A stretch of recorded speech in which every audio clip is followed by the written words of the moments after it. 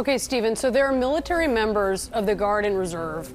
They are protected by law from being fired from their day job while they're deployed. I have learned that at one agency, an employee who's actually currently deployed with the military has been notified they've been fired. Does your administration understand who actually makes up this workforce that they're dismantling? I'm sorry, I'm confused by your question. Is your question, does the president have the authority to fire a member of the U.S. military? This is someone who is a federal employee and is currently deployed, who has government protection. As I'm sure you're aware, there's there are a lot laws of protecting that.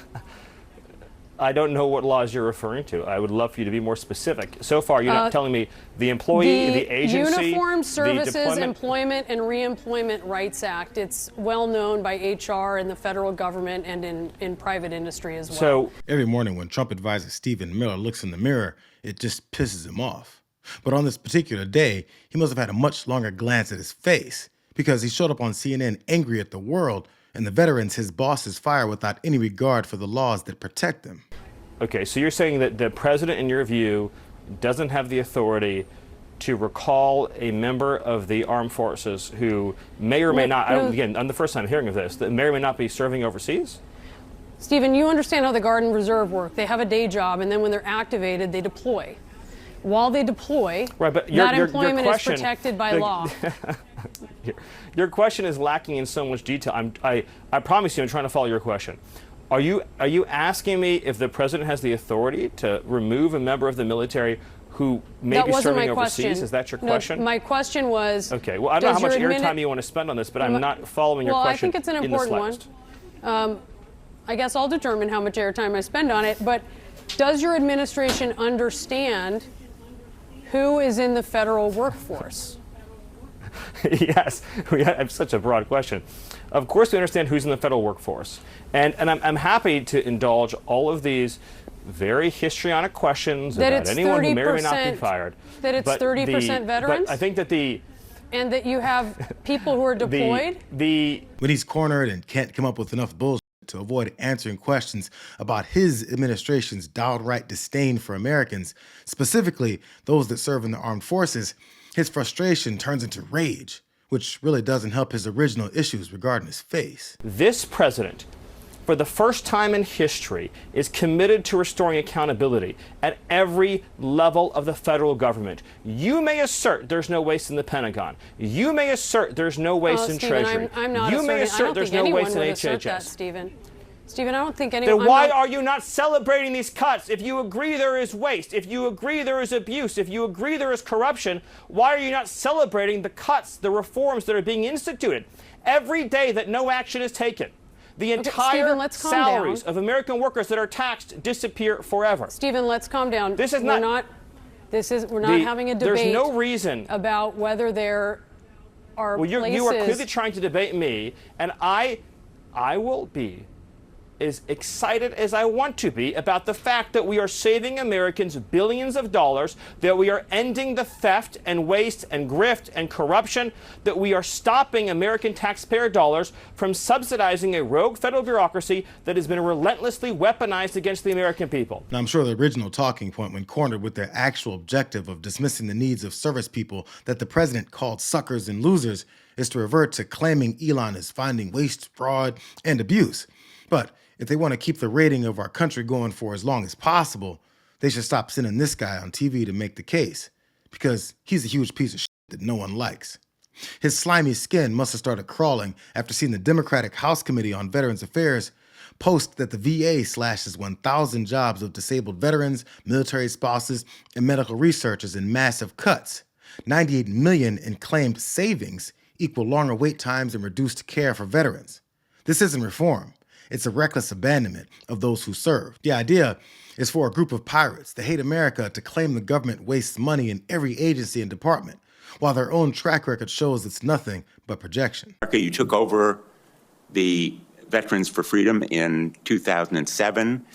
In 2008, you raised $8.7 million, but spent more than $9 million, creating a deficit.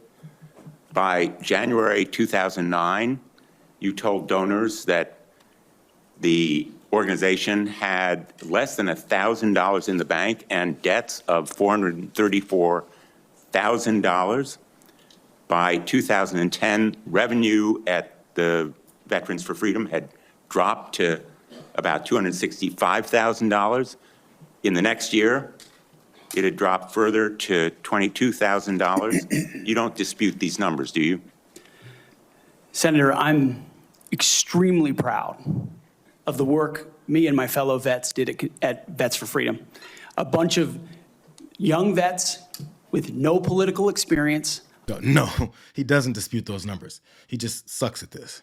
These guys are so incredibly disconnected from the American people that they bought their own snake oil and aren't aware that after using the military for clout, most people won't accept them openly turning their backs on veterans. So to President Musk and President Trump, have you ever sat with a veteran during a PTSD episode? Yes. No, no mercy. Have you ever helped a veteran learn to walk after losing a limb? No. Have you ever worked through mountains of paperwork to make sure a veteran's family gets the benefits they deserve? No. The very VA staff you are attacking do this every single day. Yes. We're not going to fight. We're not just going to fight this. We're going to fight this with everything we got. Yeah. Yeah. Yeah. Because when you come after VA staff, you're coming after our veterans. Yes.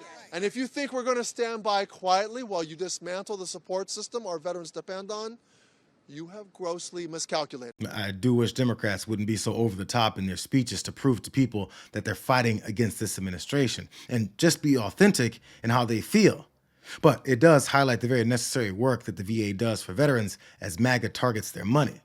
It makes the empty argument that Elon Musk is doing great work stand out even more. So who is in charge of Doge? The President of the United States.